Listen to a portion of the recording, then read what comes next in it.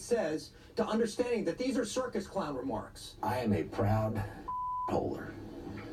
My family was called and I'm proud of that. We came when people from Ireland and Italy were seen as dirty people, dirty Catholics who didn't belong in a Protestant country. Whoa.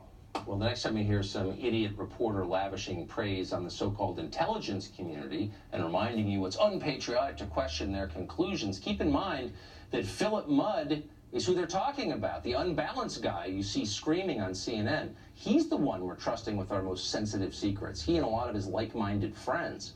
There are now 4 former CIA officers running for Congress this year as Democrats, and liberals could not be more thrilled. Suddenly, they love the CIA. They love all large, secretive institutions that undermine democracy. They think crazy old Phil Mudd is excellent. You're the one they're worried about. Well, the UK is blocking conservatives from visiting that country. They say conservatives could be hazardous to the nation's diversity somehow.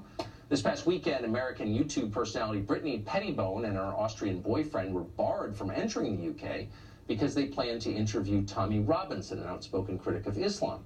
Then on Monday, British police halted a visit by Canadian journalist Lauren Southern on the grounds she was, quote, a radical Christian and therefore possibly a terrorist. Meanwhile, radical Muslims, more than 400 former ISIS fighters, are believed to have re-entered Britain without any problem at all. Indeed, they were welcomed. Huh? Katie Hopkins is a columnist with The Rebel. She wrote the book Rude, and she joins us now. Katie, it's great to see you. I mean, only a country that really hates itself, its heritage, its own people, would act like this. It's absolute madness, Tucker. I can't even tell you. For the regular British man or woman in the street, they're just shaking their heads and going, what has this country come to? We're welcoming back the mad mullahs. We're welcoming back the jihadis after they've done their jihad in Iraq or Syria. And by the way, they're not that good at jihad. You know, so you're supposed to blow yourself up if you come back. You probably weren't that great at jihad in the first place. But we are turning away conservatives who just want to stand up for being Christian conservatives. And our Home Office here has sided with the Islamists of Luton. We seem to have some new blasphemy laws here in the UK that we didn't really know about, but are certainly being enforced. Blasphemy laws that are applied to Christians, but not to Muslims. So what undergirds this? So of course, you know, for centuries, Britain sent forth Anglican missionaries to spread Christianity around the world, and by the way, they did.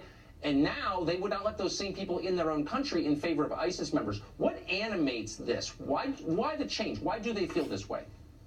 There's this pervasive thought that's spread amongst liberals, it's amongst the Labour Party, the Democrats, if you will, and the Conservatives. We have a Conservative government in power. You wouldn't believe it. It seems to be that being white is considered wrong. Being Christian is considered wrong. Trump is wrong. And then there's a list of right answers. To be Islamic is right. To welcome back jihadis is right. We shouldn't prosecute them. We should embrace them. And it's really getting to a point here in the UK where, you know, we're up there on the endangered species list. To be a white Christian conservative woman like myself, I'm right up there on the endangered, you know, animals list, up there with the black rhino. And the black rhino has got an advantage because he's black. So, I mean, the UK is a democracy, purportedly. You voted for Brexit. You still get to vote there for the time being. The majority of your population, I would bet you my card, does not agree with the policies I just described. Why are they putting up with them? There's this kind of sense right now, this place, this country has never been this tense. It feels like a pressure cooker, you know, and someone's screwing down